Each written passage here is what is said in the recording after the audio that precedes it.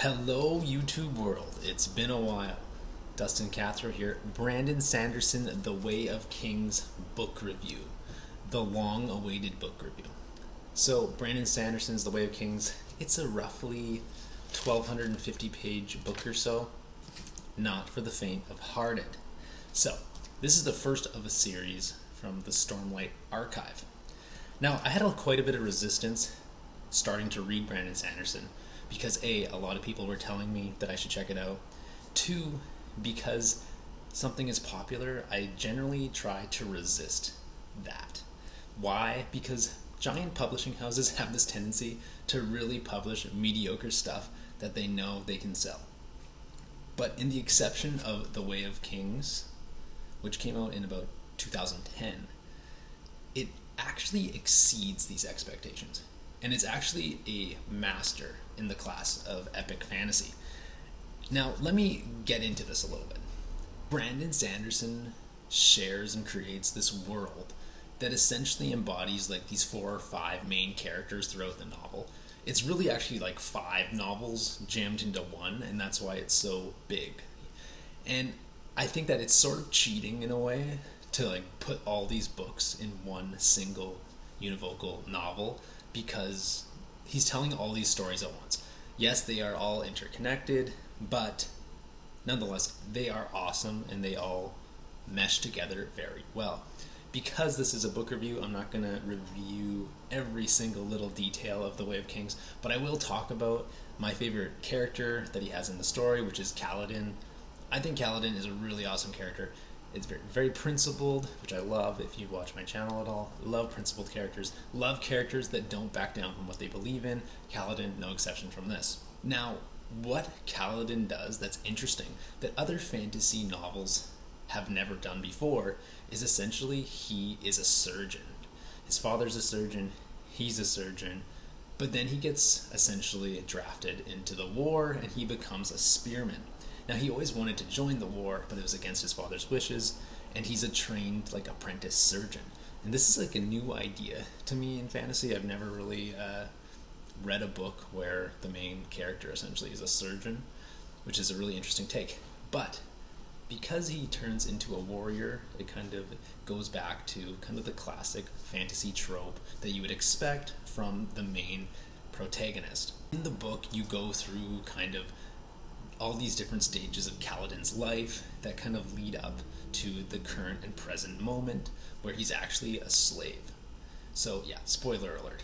There's a bunch of things that are happening to him, but you don't really know how it all came about, and you're just left to imagine, essentially, how Kaladin, this apprentice surgeon, became this really mighty warrior, and how somehow he turned into a slave. It's like this really cool dynamic that you always have in the back of your mind. You're always questioning, like, what the heck is happening to Kaladin? So this is a really powerful trick by Brandon Sanderson to keep you reading, of course, and it's an amazing job that he does, and it's very inspiring, and it's also very relieving, I guess, when you actually see what happens to Kaladin, and it kind of all makes sense. But you kind of can put some things together before he even reveals it. There is some predictability in the novel, going more on this ambiguous kind of character feel.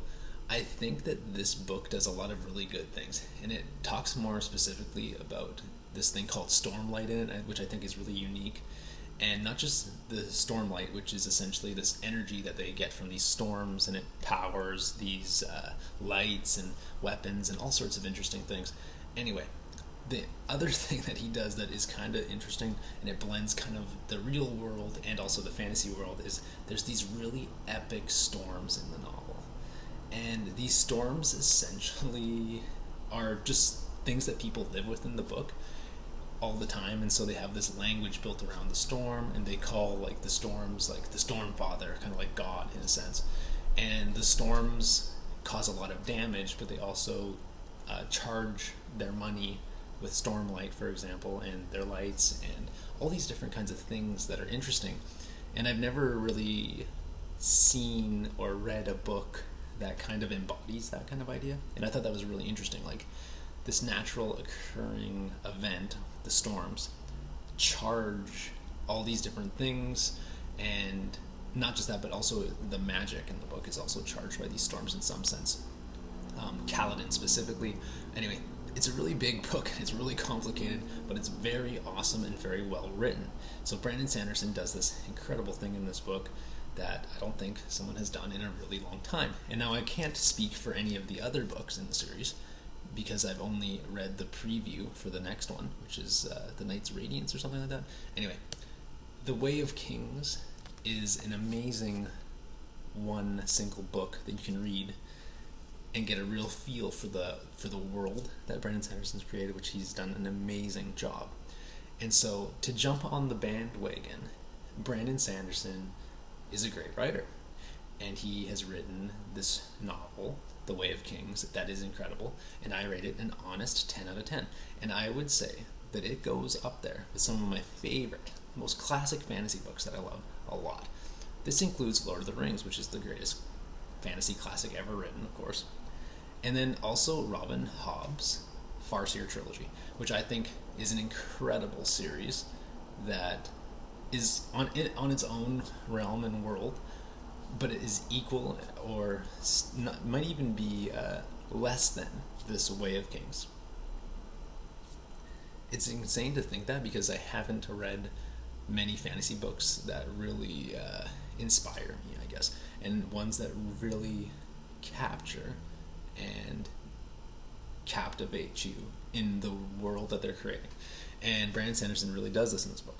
Now, what I've heard is that it took Brandon Sanderson about a decade to write this book, which I'm not surprised because it's a huge, complex, and there's a lot of really cool ideas that no one's really ever done before. So, is it worth it? Yes, I would read The Way of Kings. It's huge, and it's amazing, and I would recommend it to anyone that loves epic fantasy and they want to have a new kind of idea of what epic fantasy can do. Another thing that this book does very well is it makes it really shows the contrast, I guess, of the different characters in the book and how the public kind of views them and what's kind of going on in the background and how they actually think and are, seeing through their own eyes, but also you see the perspective from the others, and it's kind of a big mash of how complicated life is and how a lot of people are wrong about a lot of things, and these characters are no exception to this. Anyway, the book has a great finale that I'm of course not going to tell, but I will say that it actually wraps itself up quite nicely, which is surprising because it's so long and complicated, but it actually weaves itself very, very nicely together and really sets up for the second book really well, which I haven't read yet, so I can't speak to it, but I want to let everyone know that The Way of Kings is an awesome fantasy novel, and I recommend it on my channel. 10 out of 10. Brandon Sanderson, you're the man for writing this thing. Please keep writing. Thank you, guys.